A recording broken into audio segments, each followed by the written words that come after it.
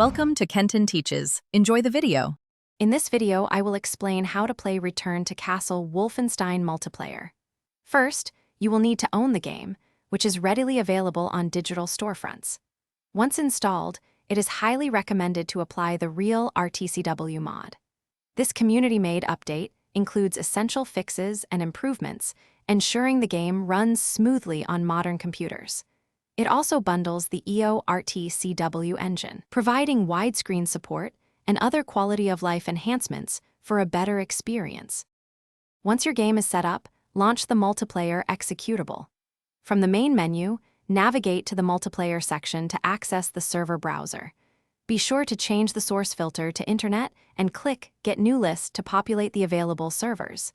You can then sort by ping to find servers with the lowest latency, ensuring a smoother connection. Look for servers with active players to jump into a game quickly.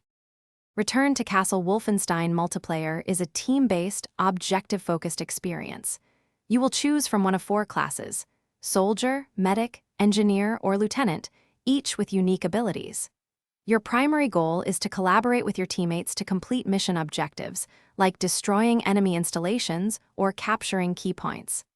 Effective communication, often through in-game chat or voice, is crucial for coordinating attacks and defenses to secure victory.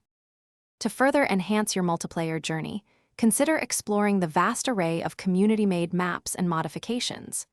Many dedicated online communities and Discord servers exist where you can find fellow players, organize matches, and even join clans. Consistent practice will sharpen your aim and tactical awareness, making you a more valuable asset to your team. Dive in and enjoy the enduring legacy of this classic shooter.